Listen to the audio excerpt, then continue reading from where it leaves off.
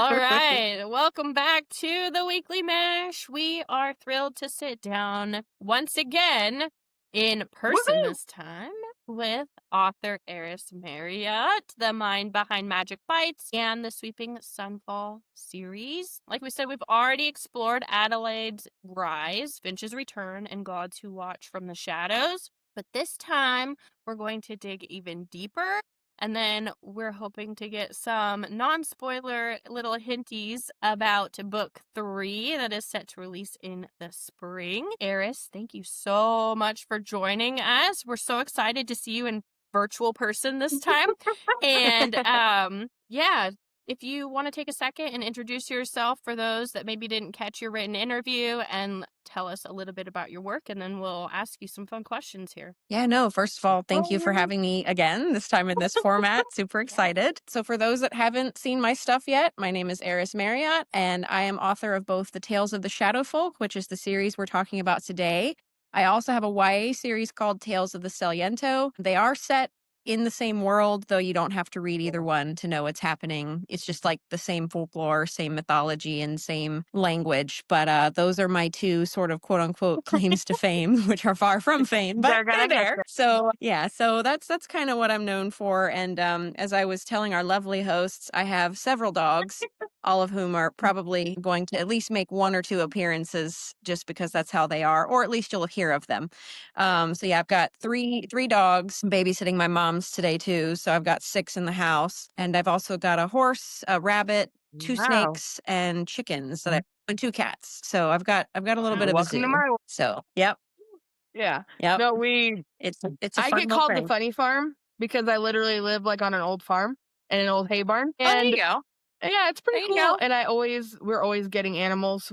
We'll have like, I Yep. don't know, we go to a pet store for pet food and then we're like, hey, there's a gecko. Let's bring one home. So are we ready for a gecko? No. Do we have a place for a Yeah. gecko? Definitely not. But, or puppy.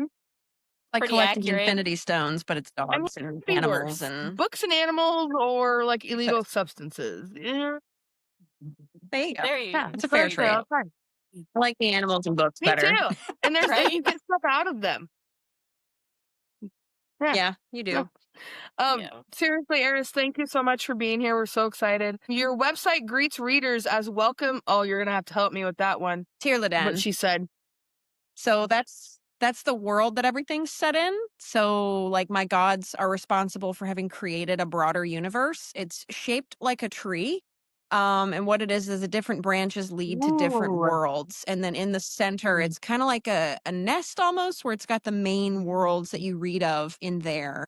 But depending on which series you read, you'll see the characters kind of move between worlds and explore places because the gods essentially didn't finish it. So it's like an unfinished canvas type thing. I like that. That's fun. Yeah, So that was so the cool. concept. Man, and you already answered the rest of the question. What do you No, don't Sorry. be sorry. I love what do we hear, smell, and see first? So yeah. Yeah. Yeah. Yeah, it's and for the record, it is a nonsense language. Like it's not rooted in anything syntax wise. Like I just came I up with love it. So if you're looking, I thank just you. can't pronounce anything to save my life. Yeah. So Yeah, my goal is in book 3 is to start including a pronunciation guide since I have as many words as I do. It started out as like a little pet project. Here's a word or two. So it wasn't a big deal at the time. But now that I have kind of stuff fleshed out, I am going to try and put pronunciation guides beneath the words as well as their definitions. So be on the lookout for that one in Don't screw future it up. releases. You're fine. It's okay. we get book mail and maybe we'll just have to be like, Eris, can you like record yourself saying this so that we can hear it correctly while we're reading? Maybe that's a content Oh, yeah. idea, like a video one There you day where I just go. read words from my Let's go. language. We get book mail, and every time I get an author that I can't say their name, I'm like, I'm so sorry in advance, but this is how I'm saying I it. noticed Please that. tell me if I'm saying it wrong, because I am terrible. This is why I'm a preschool teacher and not a middle school teacher, because I don't have to know how to pronounce anything. Hey, First. you know, I get it. It's Yeah. hard sometimes with the words that you see, especially in fantasy books. So I get you there. I'm just, I'll just sit over here drinking my coffee. You're funny. There you go. Gosh. Okay, so we have Sunfall is filled with blood, shadow, and divinity, But if you had to design a vacation brochure for it, how would you pitch it to a brave traveler? If we're talking about Sunfall, I mean, it's kind of desolate, like there's a lot of poverty, there's a lot of corruption, especially with her father, which is one of the key elements that you explore in the book. So I'm not sure that I would put together a brochure for that. I don't know that I would invite somebody to come there willingly. Like, I mean, you definitely have if you're a fan of like northern landscape, it's known for very harsh winters. It's known for if you want to go to a place where you could see snow and maybe ski. I mean, I don't know if they would have skiing at that time in this kingdom, but if that's something that you're into, that might be a reason to visit. Maybe whoever invented skiing would want to go there to invent skiing. There you go. Yeah, because There you it does go. have a good mountain range, and so that would be a reason too. Yeah. Well, you could just give all of the gloriness of the snow and the beautiful of the snow. That doesn't even make sense, but you know what I mean. And then when they Yeah. get there and they get off the bus and they're like, "Oh, there's snow." We need to leave immediately. Yeah, I mean, that's kind of the vibe. Like, they very much sell themselves as this moral high ground kingdom and a great place to be. But as Adelaide has grown to learn over her years and really seeing the corruption from her father, it's not what it's presented to be. And it's definitely not been the same since her mother died 16 years ago at the start of the story. So he definitely has gone downhill in terms of his attempts to rule fairly and justly. Well, sounds like an interesting storyline. Yeah, he was an interesting character to write too. So the political dynamic was definitely important. But yeah, not sure about the brochure thing. Maybe a nice Christmas card, We do not wish you were here. There you go. You don't want to be here. Just enjoy the postcard. Yeah. I love it. There you go. So book 3, as we said, is coming out in spring of 2026. What are 3 emojis that you can give us to capture the vibe? Ooh, so definitely a sun, because that goes without saying with the Yeah. Seraltona. Dragon, and then without giving away too much, because I did say the series are interconnected, the third emoji would be a unicorn. Ooh. And I won't No, elaborate on please that. don't. So, I love it when authors do Yeah, this. okay. I know. yeah. I mean, for the people who have read the YA, they will know kind of what that might mean. love But, it. you don't Kind of. have to know. Yeah, I kind love of. it. I love it. I know. Okay, so you weave Egyptian, Greek, and other mythologies into your world. If you could actually invite one of your gods to brunch, who would be the most entertaining guest? And then who would you dread sitting across from? Ooh, so she hasn't featured yet in this series, and I don't know that she will, but she is a part of the world. I really enjoyed writing Bast or Bastet in the YA series, especially she features. I just love her. She doesn't sugarcoat anything. She holds people accountable. She's a very justice oriented character. Like, she looks out for the little guy. She protects children, and all around her vibe is just fun, right? Like, she's done with everyone's crap. She doesn't take it from any of the other gods. She's like, this is lame. Stop your whining. She's that type of character. She's really great. And she's also really, really dangerous, but in a great way, she's not somebody you'd cross, but she's someone you definitely want to have on your side. So she was definitely the most fun for me to write, and I would love to meet her. And then another character, the one that I would not want to sit across from, would be Fowl, which is fate. So the Greek sort of representation of fate. She is definitely a character that is, if you get on her wrong side, things go badly pretty quickly. So without, spoiling anything of the YA series, she does have control over the Falme, which are the strings of fate that basically dictate how a person's life is going to go. And the idea is that it's like roots of a tree where you have different branches that are impacted by the choices you make. And then at the end, she can cut the string short, or, or the string goes gray when you die, and she pulls it up and brings it up for judgment, right? That determines what part of the afterlife you go to. Because in Tyrladan, there's Yeda, there's Althea, and there's Kolu. So it's basically the Greek concept of Elysium, Asphodel, and Tartarus. So that kind of determines where you go, and it's based on divine just laws, but she kind of interprets them a little bit. So I don't know that I'd want to be sitting It across sounds from like her. the type of person that when she invites you to lunch, you're like, "Oh, it's my brother's cousin's third boyfriend's removed, whatever. It's her birthday." Can't. Yeah. You never know what level she's operating on. You don't know what her motives are. And her idea of justice is pretty Mm. interesting without saying too much. It's my girl, man. It's my girl. Tell you what. So Adelaide has faced grief, gods, and monsters. If she could send you a postcard right now, what would it say? God, based on where she is in book 3, Wherever. she'd probably she'd probably send you a postcard from there's a frequent area in the woods that she visits in Velyasa for hunting, especially when she's taken prisoner. That is where like they do hunting, but it's a really beautiful kind of ethereal place and a lot of things happen to it. Velyasa is really grand and like expansive, but she rides in there, she goes out there and she hunts. She's, definitely more touched in terms of divinity, so she's able to sort of sense spiritual things when they happen there. So either there or she would send you a postcard with Tritus Temple, one of the two, because she frequents those, especially in book 3. Very cool. I'm like trying to picture the Girl. postcard in my brain without having read it I just yet. think like That's a really hard, thick but wooded.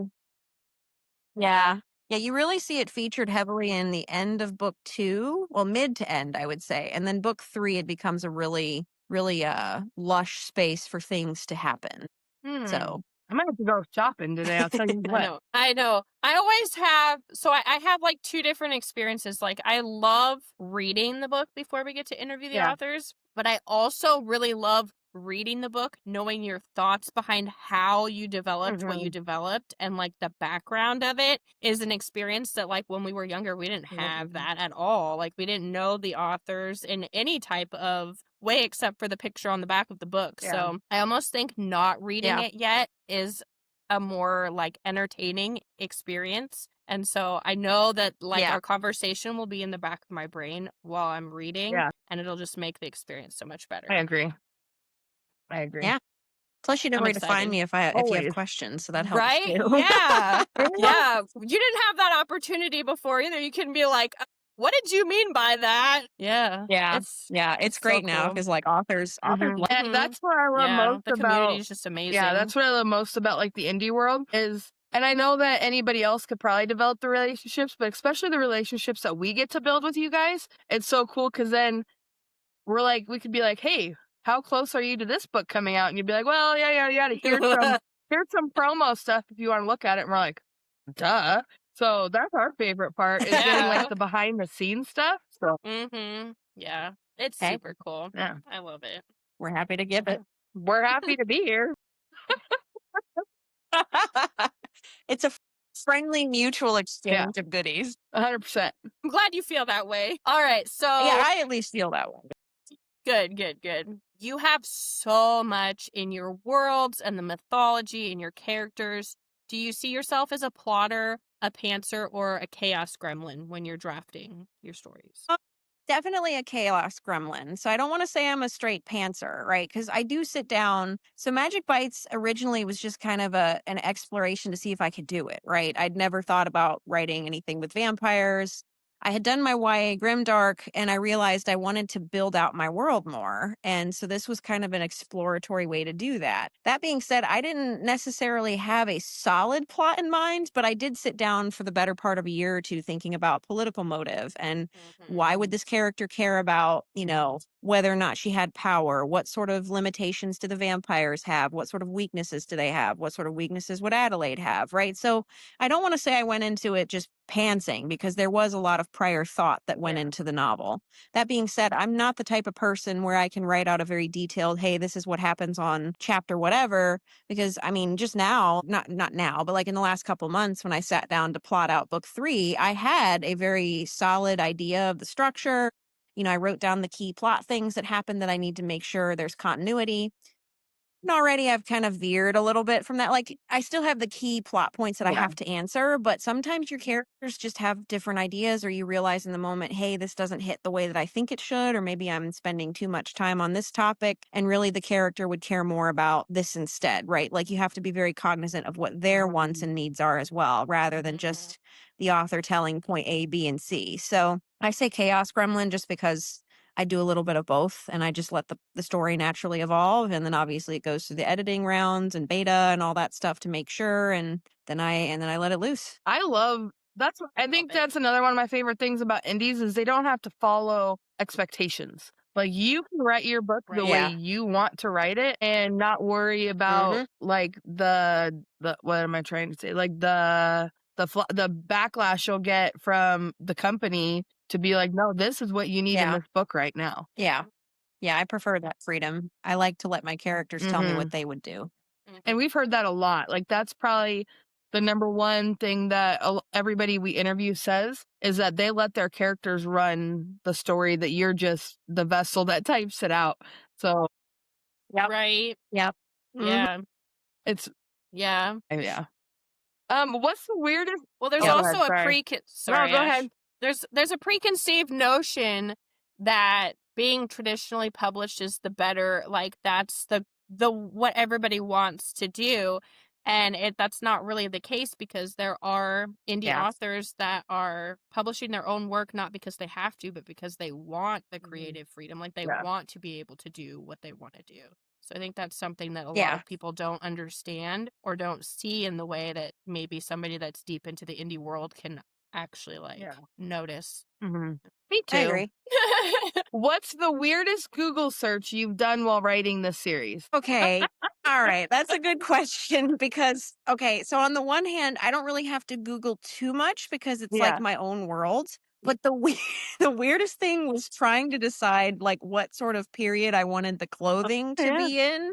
So like Mm. figuring out what the tunic was supposed to look like because I'm sure you guys have seen it Mhm. on my social media as the character Yeah. art that I had Yeah. done. I realized I hadn't really in my mind, like in my mind, I had a period of time kind of loosely in mind, but it's its own world. So like it doesn't really matter either. Like I kept things very loose. Like obviously there's no modern technology in the way that we would have it, but they Mhm. also still have advances in medicine because of Yeah. magic, right? So Mm-hmm. like they may not have computers, but they do have things like, medications that can solve for various diseases like inoculations and testing and all sorts of fun things. But really just Googling the clothing and also how you would maneuver shackles around a dress. Because I had a reader ask me, how would Adelaide change when she's in a dress Interesting. but has shackles on her wrists?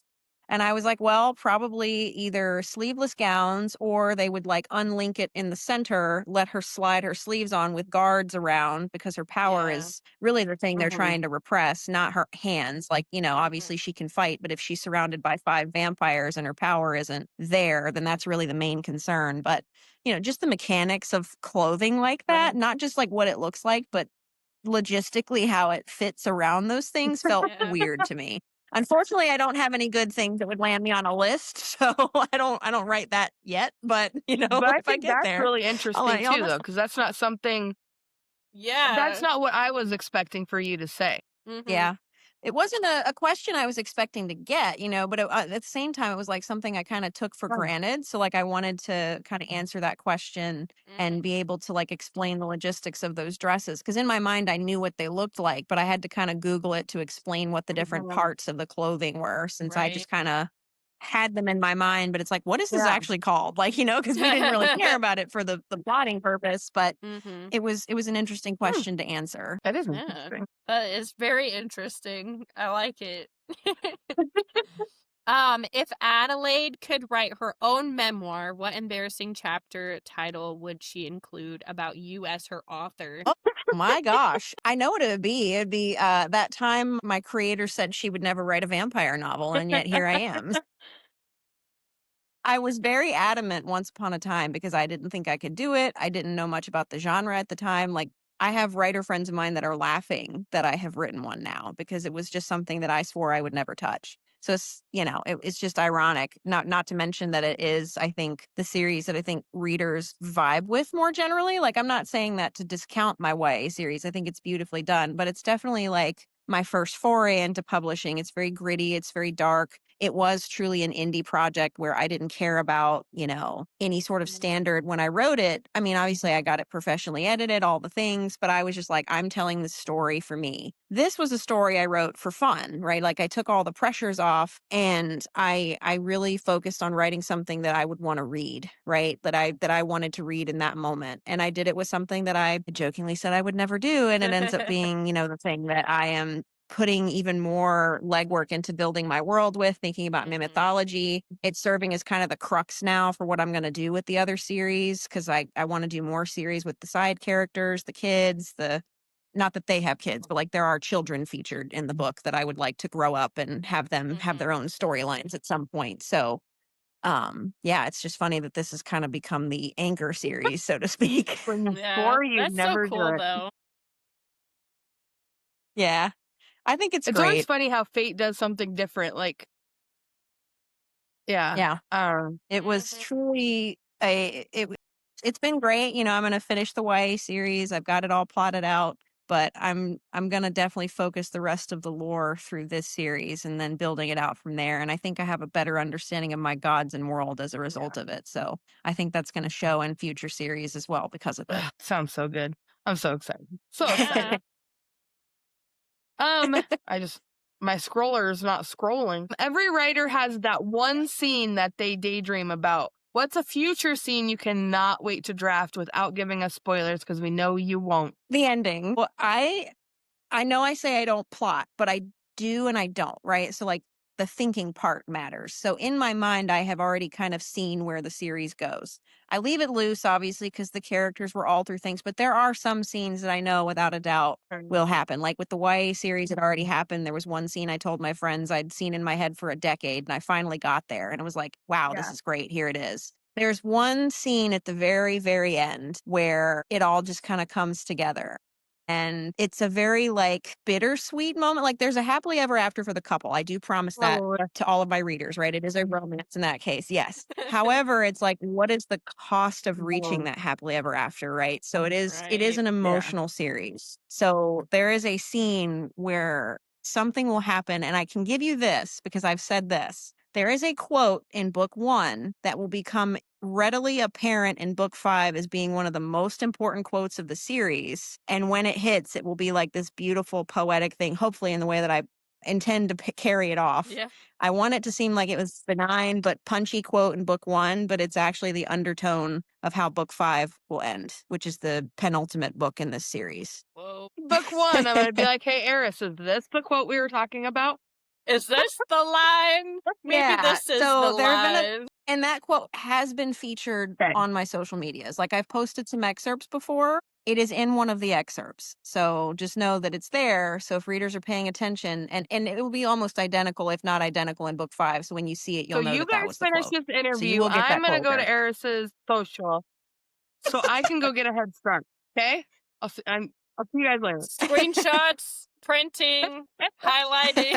There you go.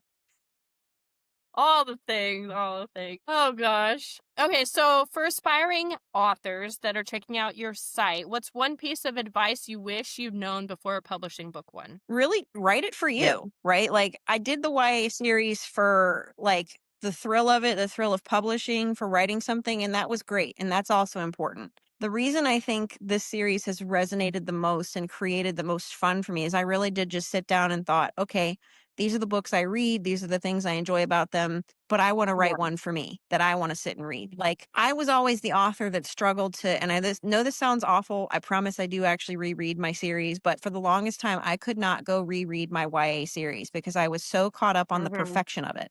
Doesn't mean it was a bad book. It wasn't. But I was so bogged down in the perfectionism of it that, you know, there are certain actors that can't rewatch movies of themselves, right? Because they're so hypercritical of themselves. And even though it's an amazing performance, they can't really get immersed into it. And so for me, I wanted to write a book that I could go back and enjoy later, right? Like 10 years down the road. Yeah, I'm the one that wrote it, but I can also go back and read it for enjoyment too, right? Like it's something that I didn't care, you know, okay, a spelling error gets through or a comma gets missed. That's inevitable, whether you're trade or indie, by the way. It doesn't matter, right? And it goes through several rounds of editing. Now when I read it and I'm like, wow, this made it through, you know, editing, or, you know, I have to adjust a plot line somewhere because I realize a small piece of something didn't get answered. And at the end of the day, I'll finish the series and there might be something that gets overlooked, right? That's the reality of any publishing, right? If you look at any major series out there, there's always a plot hole that gets missed, a punctuation that gets missed. What matters more to readers is that your story resonates with them. And it's actually a compliment if they're finding that kind of stuff where they're like hypothesizing and thinking about plot holes and things like that, because that means your book made them feel something so intensely that they got that wrapped up into it, right? That's where fandom and fanon comes from, right? Like that's what that's for. So I realized I didn't care so much about what people thought for this series. I just sat down and thought, hey, you know, I never said I was going to write one anyway. I'm just going to have fun and see how it goes and write something that I love to read. So when you sit down to write that book, write the book that you would see yourself picking up off a shelf in Barnes and Noble to just read for fun without the pressure of expectations on it. Yeah, I love that. Great advice. 100%. Definitely. That was like answer of the year. That's for true. I think that a lot of authors, when they write a book, whether it's your first or your 10th, they feel the pressure to like appease everybody. And there's going to be people who don't like your book. There's going to be people who love your book. There's going to be people who criticize it and stomp on it and throw it into the ground. There's going to be people who say they love the book and give you a 1-star review. Like, and to me, like, that's what I tell everybody. As long as you are happy with your book, who cares what everybody else thinks? Because you wrote it for you. You wrote your story. You put your heart on the paper. Screw everybody else. Yeah. And there is a market for literally anything out there. I would invite any author on that same note. Look at the biggest books out there and the biggest authors out there and what the topics are. Just because one person 1-stars it doesn't mean that it won't be somebody else's 5-star, right? Like it does not mean your book will not sell. It does not mean it's not marketable. There are billions of people in the world all looking for something to entertain themselves. Well, and that's what we've told a lot of people before, too, is Miranda and I are very gracious with our 5-star reviews or even our 4-star reviews. And even if we hated the book, we're not going to go on Goodreads and give you a 1-star review because that's not our name on that book. We might be a line on the down on the website, but that's your guys' heart. That's your guys' soul. What's our review going to tell somebody else that you're going to hate that book, too? Because we can't, you know. So me and Miranda, if we read a book and we go on Goodreads or Amazon, we're going to put everything we love on that review. Are there things we might have not liked? Of course, because you can't please everybody. But that's not, our opinion shouldn't matter to everybody else on whether they read the book or not. So, yeah. 100%. I agree. Okay, we're going to do our favorite part of our segment, the lightning round. Love it. Oh, boy. I know. I'm ready. Trying to remember what was on your first lightning round, but I don't remember. I'll have to go look. If your playlist vanished and you had to write one song on repeat, what would it be? The cover of Let Down by Mac Loren. Where'd Miranda go? There she is. Sorry, I had a phone. There was a phone call coming in. Which magical creature would you trust to babysit your phone for a day? Oh, gosh. Probably the Ayesa girls. They're little fae children. I think they would take good care of it. A trope you secretly want to try writing, even if it shocks your readers. Stalker, maybe, in the future. That might be a series I'm developing, but I won't get into that too much. But stalker romanticy. I see that wink over there. Just fine. Would you rather duel with Finch, debate with Adelaide, or go drinking with Trita? I don't know if I said her name right. Trita. So Trita is the god of darkness or darkness incarnate, and I would definitely go get drinks with Trita. He is, my readers affectionately call him the OG dad. So, yes, I would go get drinks with Trita. I would. I think this is why we're friends there. One word you don't want readers to use to describe your book. Oh, yeah. Flat. I like that. And if you're calling her based on what I've heard, I do not think that would happen. Into the world building and the characters, so like that would be the one word where I'd be like, man, come on. Just by this interview and your last interview, your books are like the other end of the spectrum from flat, and we haven't even read them yet. Yeah, I think you're safe. Yeah, at least with us. I hope so. At least with us. All right. That was it for our questions. Thank you so much, Eris, for sharing more of your world, your creativity, and your time with us. We cannot wait for readers to dive into what is coming. Eris, can you tell everyone where they can find you and your work? Yeah, so I am on both Amazon and Kindle Unlimited predominantly. I will do direct orders from time to time on my website. If it's not listed, just shoot me a message on any of my socials. I can like send invoices privately. And on occasion, I will do TikTok shop bundles, but I'm busy getting more inventory, so I need to do a count before I do that. But several options out there. And several indie stores too. So if you check bookshop.org, if you have an indie store that you support, all of the ones that I'm located in are listed variously through my socials. So if you want to, if you prefer to support an indie store, there are plenty of options like Shelf Love Atlanta and some others that I have my books stored with. Oh, that's awesome. Very cool. Yeah. Yeah. Yep. Well, we will have everything Eris linked below in the caption so that you can follow and read along. For those of you that are listening, make sure that you're jumping into this series because there's so much more goodness to come, as you've heard. Until next time, this is the Weekly Mash, where books, magic, and imagination always collide, and we will see you next time. Bye, guys.